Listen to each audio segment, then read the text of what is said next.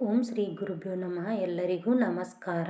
Dhriti devotional ಚಾನಲ್ಗೆ ನಿಮ್ಮೆಲ್ಲರಿಗೂ ಹೃತ್ಪೂರ್ವಕ ಸ್ವಾಗತ. ಸ್ನೇಹಿತರೆ, ಇನ್ನೇನು ಶ್ರಾವಣ ಮಾಸದಲ್ಲಿ ಬರುವಂತಹ ಅತ್ಯಂತ ವಿಶೇಷವಾದ ಹಬ್ಬಗಳಲ್ಲಿ ಒಂದಾದಂಥ ನಾಗರ ಪಂಚಮಿ ಹಬ್ಬವನ್ನು ಆಚರಿಸಲಿದ್ದೇವೆ. ನಾಗರ ಪಂಚಮಿ ಅಂದರೆ ನಾಗದೇವತೆಯನ್ನು ಭಕ್ತಿಯಿಂದ ಪೂಜಿಸುವಂಥ ಪವಿತ್ರ ದಿನವಾಗಿರುತ್ತೆ. ನಮ್ಮ ಹಿಂದೂ ಸಂಪ್ರದಾಯದಲ್ಲಿ ನಾಗದೇವತೆಗೆ ವಿಶೇಷವಾದ ಸ್ಥಾನವಿದೆ. ನಾಗರ ಪಂಚಮಿಯ ದಿನ ನಾವು ನಾಗದೇವತೆಯನ್ನು ಪೂಜಿಸುವುದರಿಂದ ನಾಗದೇವರ ಅನುಗ್ರಹವೂ ದೊರೆಯುತ್ತೆ. ಕುಟುಂಬದಲ್ಲಿ ಸುಖ, ಶಾಂತಿ ಮತ್ತು ಸಮೃದ್ಧಿ ನೆಲೆಸುತ್ತದೆ. ನಾಗದೋಷ ಸೇರಿದಂತೆ ಕೆಲವು ದೋಷಗಳು ನಿವಾರಣೆಯಾಗುತ್ತವೆ. ಹಾಗಾಗಿ ಈ ದಿನ ನಾಗದೇವತೆಗೆ ಹೇಗೆ ನಾವು ಪೂಜೆ ಮಾಡಬೇಕು, ನಾಗರ ಕಟ್ಟೆಗೆ ಪೂಜೆ ಮಾಡಲು ಹೋಗುವವರು ಯಾವೆಲ್ಲ ಸಾಮಗ್ರಿಗಳನ್ನು ತೆಗೆದುಕೊಂಡು ಹೋಗಬೇಕು, ಯಾವ ನೈವೇದ್ಯವನ್ನು ಅರ್ಪಿಸಬೇಕು ಮತ್ತು ಮನೆಯಲ್ಲಿ ಪೂಜೆ ಮಾಡುವವರು ಯಾವ ರೀತಿಯಲ್ಲಿ ಪೂಜೆ ಮಾಡಬೇಕು ಎಂಬುದನ್ನು ಇವತ್ತಿನ ವಿಡಿಯೋದಲ್ಲಿ ನಾನು ಡೀಟೇಲ್ ಆಗಿ ಹೇಳ್ತಾ ಇದ್ದೀನಿ. ಸ್ನೇಹಿತರೆ, ಮೊದಲು ನಾಗರ ಪಂಚಮಿ ದಿನ ನಾಗದೇವತೆಯನ್ನು ಯಾಕೆ ಪೂಜಿಸ್ತೇವೆ ಅಂತ ನೋಡೋಣ. ನಮ್ಮ ಪುರಾಣಗಳಲ್ಲಿ ನಾಗದೇವತೆಗಳಿಗೆ ವಿಶೇಷ ಮಹತ್ವವನ್ನು ನೀಡಲಾಗಿದೆ. ಶೇಷನಾಗ, ವಾಸುಕಿ ನಾಗ ಸೇರಿದಂತೆ ಅನೇಕ ನಾಗದೇವತೆಗಳ ಉಲ್ಲೇಖಗಳು ಪುರಾಣಗಳಲ್ಲಿ ಬರುತ್ತವೆ. ಶ್ರೀ ಮಹಾವಿಷ್ಣುವಿನ ಶಯನವಾಗಿ ಆದಿಶೇಷನನ್ನು ಕಾಣುತ್ತೇವೆ. ಹಾಗೆಯೇ ಶಿವನ ಕೊರಳಲ್ಲಿ ನಾಗನನ್ನು ಕಾಣುತ್ತೇವೆ. ಆದ್ದರಿಂದ ನಾಗದೇವತೆಯನ್ನು ದೈವಿಕ ಶಕ್ತಿಯ ಪ್ರತೀಕವಾಗಿ ಭಕ್ತರು ಗೌರವಿಸುತ್ತಾರೆ. ನಾಗರ ಪಂಚಮಿಯ ದಿನ ನಾಗದೇವತೆಯನ್ನು ಪೂಜಿಸುವುದು ನಮ್ಮ ಪೂರ್ವಜರಿಂದ ನಡೆದುಕೊಂಡು ಬಂದಿರುವ ಒಂದು ಪವಿತ್ರ ಸಂಪ್ರದಾಯವಾಗಿದೆ. ಈ ದಿನ ಕೆಲವರು ನಾಗರ ಕಟ್ಟೆಗೆ ಹೋಗಿ ನಾಗರ ಕಲ್ಲಿಗೆ ಪೂಜೆ ಮಾಡುತ್ತಾರೆ. ಇನ್ನು ಕೆಲವರು ನಾಗದೇವತೆಯ ಬೆಳ್ಳಿ ವಿಗ್ರಹ ಅಥವಾ ನಾಗದೇವತೆಯ ಚಿತ್ರವನ್ನು ಮನೆಯಲ್ಲಿ ಇಟ್ಟು ಪೂಜೆ ಮಾಡುತ್ತಾರೆ. ದೇವಸ್ಥಾನಕ್ಕೆ ಹೋಗಲು ಸಾಧ್ಯವಾಗದವರು ಮನೆಯಲ್ಲಿಯೇ ಸರಳವಾಗಿ ಪೂಜೆ ಮಾಡಬಹುದು.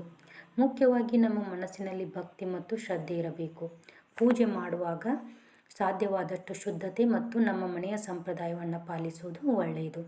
ಇನ್ನು ನಾಗರ ಕಟ್ಟೆಗೆ ಪೂಜೆ ಮಾಡಲು ಹೋಗುವವರು ಮೊದಲೇ ಪೂಜಾ ಸಾಮಗ್ರಿಗಳನ್ನು ಸಿದ್ಧಪಡಿಸಿಕೊಳ್ಬೇಕು. ಅರಿಶಿನ, ಕುಂಕುಮ, ಹೂವುಗಳು, ವೀಳ್ಯದೆಲೆ, ಅಡಿಕೆ, ಬಾಳೆಹಣ್ಣು, ಅಗರಬತ್ತಿ, ಕರ್ಪೂರ, ತುಪ್ಪದ ಬತ್ತಿ, ದೀಪಕ್ಕೆ ಬೇಕಾದ ಎಣ್ಣೆ ಅಥವಾ ತುಪ್ಪ, ಮಣ್ಣಿನ ದೀಪ, ಗೆಜ್ಜೆಯ ವಸ್ತ್ರ, ಅಂಗನೂಲು, ಶುದ್ಧವಾದ ನೀರು, ಬೆಂಕಿ ಪೆಟ್ಟಿಗೆ ಮತ್ತು ಹಸಿ ಹಾಲನ್ನು ತೆಗೆದುಕೊಂಡು ಹೋಗಬೇಕು. ಇವೆಲ್ಲವನ್ನು ಒಂದೇ ಚೀಲದಲ್ಲಿ ಸರಿಯಾಗಿ ಜೋಡಿಸಿಕೊಂಡು ಹೋದರೆ ದೇವಸ್ಥಾನದಲ್ಲಿ ಗಡಿಬಿಡಿ ಆಗುವುದಿಲ್ಲ. ವಿಶೇಷವಾಗಿ ಬೆಂಕಿ ಪೆಟ್ಟಿಗೆ ತೆಗೆದುಕೊಂಡು ಹೋಗುವುದನ್ನು ಮರೆಯಬೇಡಿ. ದೀಪ ಹಚ್ಚಲು, ಅಗರಬತ್ತಿ ಹಚ್ಚಲು ಮತ್ತು ಕರ್ಪೂರ ಬೆಳಗಿಸಲು ಅದು ಬೇಕಾಗುತ್ತದೆ. ಇನ್ನು ನಾಗದೇವತೆಗೆ ಹಾಲನ್ನು ಅರ್ಪಿಸುವವರು ಶುದ್ಧವಾದ ಹಸುವಿನ ಹಸಿ ಹಾಲನ್ನು ತೆಗೆದುಕೊಂಡು ಹೋಗಬೇಕು. ಹಾಲನ್ನು ಕಾಯಿಸಿ ತೆಗೆದುಕೊಂಡು ಹೋಗುವುದಕ್ಕಿಂತ ನಮ್ಮ ಸಂಪ್ರದಾಯದಲ್ಲಿ ಹಸಿ ಹಾಲು ಅರ್ಪಿಸುವ ಪದ್ಧತಿ ಇದ್ದರೆ ಅದಕ್ಕೆ ಅನುಗುಣವಾಗಿ ತೆಗೆದುಕೊಂಡು ಹೋಗಬೇಕು. ಆದರೆ ದೇವಸ್ಥಾನದಲ್ಲಿ ಇರುವ ನಿಯಮಗಳನ್ನು ಗೌರವಿಸುವುದು ಬಹಳ ಮುಖ್ಯ. ಕೆಲ ದೇವಸ್ಥಾನಗಳಲ್ಲಿ ಹಾಲು ಅಥವಾ ಇತರ ವಸ್ತುಗಳನ್ನು ನೇರವಾಗಿ ನಾಗರ ಕಲ್ಲಿನ ಮೇಲೆ ಸುರಿಯಲು ಅವಕಾಶ ಇರದೇ ಇರಬಹುದು. ಅಂಥ ಸಂದರ್ಭದಲ್ಲಿ ಅರ್ಚಕರ ಸೂಚನೆಯಂತೆ ಪೂಜೆ ಮಾಡಬೇಕು. ನಾಗರ ಕಟ್ಟೆಗೆ ತಲುಪಿದ ನಂತರ ಮೊದಲು ನಾಗರ ಕಲ್ಲಿನ ಸುತ್ತಮುತ್ತ ಸ್ವಚ್ಛವಾಗಿದೆ ಅಂತ ನೋಡಿಕೊಳ್ಳಿ. ನಂತರ ಸ್ವಲ್ಪ ಶುದ್ಧವಾದ ನೀರನ್ನು ತೆಗೆದುಕೊಂಡು ನಾಗರ ಕಲ್ಲನ್ನು ನಿಧಾನವಾಗಿ ಸ್ವಚ್ಛಗೊಳಿಸಬೇಕು. ನಾಗರ ಪಂಚಮಿ ದಿನ ಹೆಚ್ಚಿನ ಸಂಖ್ಯೆಯಲ್ಲಿ ಭಕ್ತರು ಬರುತ್ತಾರೆ. ಆದ್ದರಿಂದ ಹೆಚ್ಚು ನೀರು ಸುರಿದು ಇತರ ಭಕ್ತರ ಪೂಜೆಗೆ ತೊಂದರೆ ಆಗದಂತೆ ಎಚ್ಚರಿಕೆ ವಹಿಸಬೇಕು. ಸ್ವಲ್ಪ ನೀರನ್ನು ಹಾಕಿ ಕೈಯಿಂದ ನಿಧಾನವಾಗಿ ಸ್ವಚ್ಛಗೊಳಿಸಿದ ನಂತರ ಅರಿಶಿನ ಮತ್ತು ಕುಂಕುಮವನ್ನು ಹಚ್ಚಬೇಕು. ನಂತರ ನಾಗದೇವತೆಯನ್ನು ಹೂಗಳಿಂದ ಅಲಂಕರಿಸಿ ವೀಳ್ಯದೆಲೆ, ಅಡಿಕೆ ಮತ್ತು ಬಾಳೆಹಣ್ಣನ್ನು ಅರ್ಪಿಸಬೇಕು. ದೀಪವನ್ನು ಹಚ್ಚಿ ಅಗರಬತ್ತಿಯನ್ನು ಬೆಳಗಿಸಿ ಕರ್ಪೂರದ ಆರತಿಯನ್ನು ಮಾಡಬೇಕು. ಸಾಧ್ಯವಾದರೆ ತುಪ್ಪದ ದೀಪವನ್ನು ಕೂಡ ಹಚ್ಚಬೇಕು. ದೀಪ ಹಚ್ಚುವಾಗ ಮನಸ್ಸಿನಲ್ಲಿ ನಾಗದೇವರನ್ನು ನೆನೆದು ನಮ್ಮ ಕುಟುಂಬಕ್ಕೆ ಸದಾ ಒಳಿತಾಗಲಿ, ಮನೆಯಲ್ಲಿರುವ ಎಲ್ಲರಿಗೂ ಆರೋಗ್ಯ ಮತ್ತು ನೆಮ್ಮದಿ ದೊರೆಯಲಿ ಅಂತ ಪ್ರಾರ್ಥನೆ ಮಾಡಬೇಕು. ಇನ್ನು ನಾಗರ ಪಂಚಮಿ ಜೊತೆಯಲ್ಲಿ ನೈವೇದ್ಯಕ್ಕೆ ವಿಶೇಷವಾದ ಸ್ಥಾನವಿದೆ. ನಮ್ಮ ಕಡೆಗಳಲ್ಲಿ ತಂಬಿಟ್ಟು ಮತ್ತು ಎಳ್ಳುಂಡೆಯನ್ನು ನಾಗದೇವತೆಗೆ ವಿಶೇಷವಾಗಿ ನೈವೇದ್ಯವಾಗಿ ಅರ್ಪಿಸುವಂಥ ಸಂಪ್ರದಾಯವಿದೆ. ಆದ್ದರಿಂದ ಮನೆಯಲ್ಲೇ ತಯಾರಿಸಿದ ತಂಬಿಟ್ಟು ಮತ್ತು ಎಳ್ಳುಂಡೆಯನ್ನು ತೆಗೆದುಕೊಂಡು ಹೋಗಬೇಕು. ಇದರ ಜೊತೆಗೆ ಕಡಲೆಕಾಳು, ಕಡಲೆಬೇಳೆ ಮತ್ತು ಅಕ್ಕಿಯನ್ನು ಕೂಡ ಸ್ವಲ್ಪ ಪ್ರಮಾಣದಲ್ಲಿ ಹಿಂದಿನ ರಾತ್ರಿ ನೀರಿನಲ್ಲಿ ನೆನೆಸಿಟ್ಟು ಬೆಳಿಗ್ಗೆ ಪೂಜೆಯ ಸಮಯದಲ್ಲಿ ನೈವೇದ್ಯವಾಗಿ ಅರ್ಪಿಸಬೇಕು. ಇವುಗಳನ್ನು ಪ್ರತ್ಯೇಕವಾಗಿ ಸಣ್ಣ ಬಟ್ಲುಗಳಲ್ಲಿ ಇಟ್ಟುಕೊಂಡು ಹೋಗಬೇಕು. ಜೊತೆಗೆ ಬಾಳೆಹಣ್ಣು ಮತ್ತು ವೀಳ್ಯದೆಲೆ, ಅಡಿಕೆಯನ್ನು ಅರ್ಪಿಸಬೇಕು.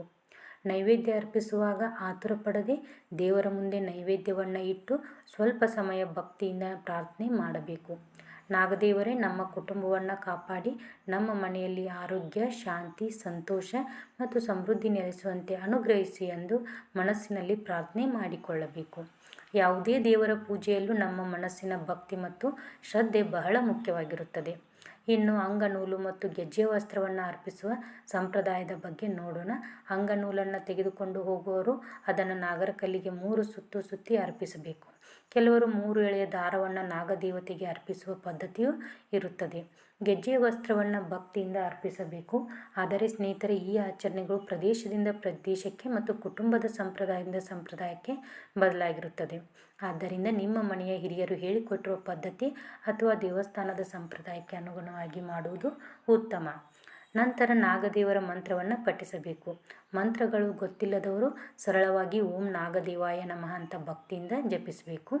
ನಾಗದೇವರನ್ನು ಮನಸ್ಸಿನಲ್ಲಿ ನೆನೆದು ಸ್ವಲ್ಪ ಸಮಯ ಧ್ಯಾನ ಮಾಡಿ ಪ್ರಾರ್ಥನೆ ಮಾಡಬೇಕು. ಪೂಜೆ ನಂತರ ಹಸಿ ಹಾಲನ್ನು ಅರ್ಪಿಸುವ ಸಂಪ್ರದಾಯ ನಿಮ್ಮ ದೇವಸ್ಥಾನದಲ್ಲಿ ಇದ್ದರೆ ದೇವಸ್ಥಾನದ ನಿಯಮಕ್ಕೆ ಅನುಗುಣವಾಗಿ ಹಾಲನ್ನು ಅರ್ಪಿಸಬೇಕು. ಕೆಲವರು 3 ಬಾರಿ ಹಾಲನ್ನು ಅರ್ಪಿಸುವಂಥ ಸಂಪ್ರದಾಯವೂ ಇರುತ್ತದೆ. ಹಾಲು ಅರ್ಪಿಸುವಾಗ ನಾಗದೇವರ ಕೃಪೆ ನಮ್ಮ ಕುಟುಂಬದ ಮೇಲೆ ಸದಾ ಇರಲಿ ಅಂತ ಪ್ರಾರ್ಥಿಸಬೇಕು. ಪೂಜೆ ಮುಗಿದ ನಂತರ ಮುತ್ತೈದೆಯರಿಗೆ ತಾಂಬೂಲ ನೀಡುವುದು ಕೂಡ ಶುಭಕರವಾಗಿದೆ. ನಿಮ್ಮ ಸಾಮರ್ಥ್ಯಕ್ಕೆ ಅನುಗುಣವಾಗಿ 3 ಜನ ಅಥವಾ 5 ಜನ ಮುತ್ತೈದೆಯರನ್ನು ಕರೆದು ಅವರಿಗೆ ಅರಿಶಿನ, ಕುಂಕುಮ, ಹೂವು, ವೀಳ್ಯದೆಲೆ, ಅಡಿಕೆ ಮತ್ತು ಬಾಳೆಹಣ್ಣನ್ನು ನೀಡಬಹುದು. ಸಾಧ್ಯವಾದರೂ ಬ್ಲೌಸ್ ಪೀಸ್ ಅಥವಾ ಸಣ್ಣ ಉಡುಗೊರೆಯನ್ನು ನೀಡಬೇಕು.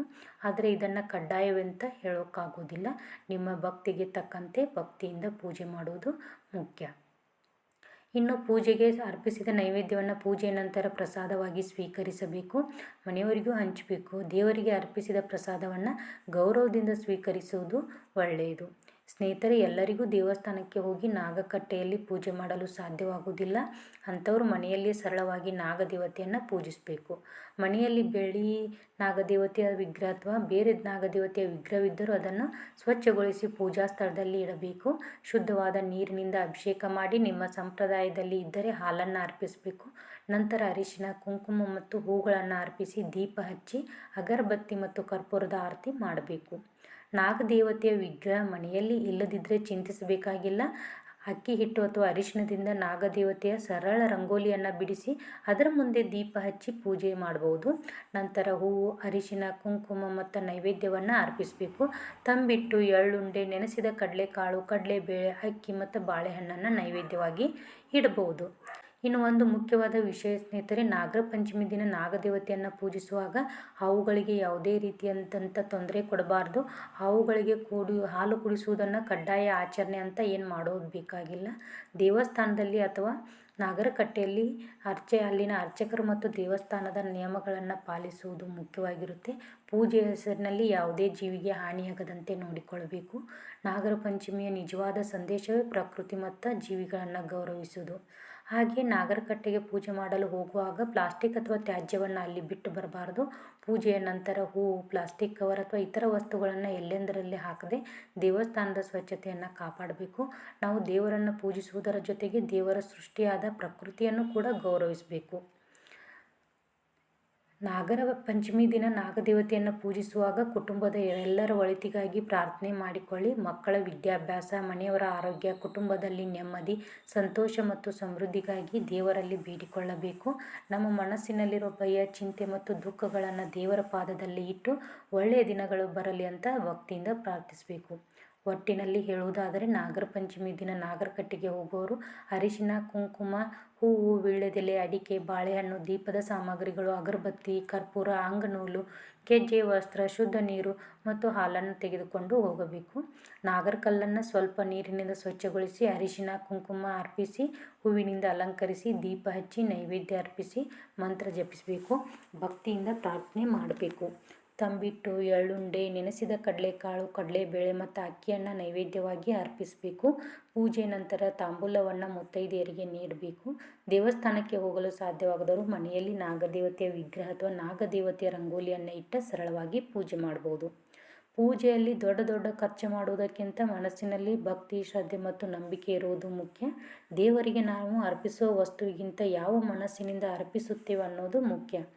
ಆದ್ದರಿಂದ ಈ ನಾಗರ ಪಂಚಮಿ ದಿನ ಎಲ್ಲರೂ ಸಂತೋಷದಿಂದ, ಶಾಂತಿಯಿಂದ ಮತ್ತು ಭಕ್ತಿಯಿಂದ ನಾಗದೇವತೆಯನ್ನು ಪೂಜಿಸೋಣ. ನಾಗದೇವರ ಕೃಪೆಯಿಂದ ನಿಮ್ಮ ಮನೆಯಲ್ಲಿ ಸದಾ ಸುಖ, ಶಾಂತಿ, ಆರೋಗ್ಯ, ಸಂತೋಷ ಮತ್ತು ಸಮೃದ್ಧಿ ನೆಲೆಸಲಿ.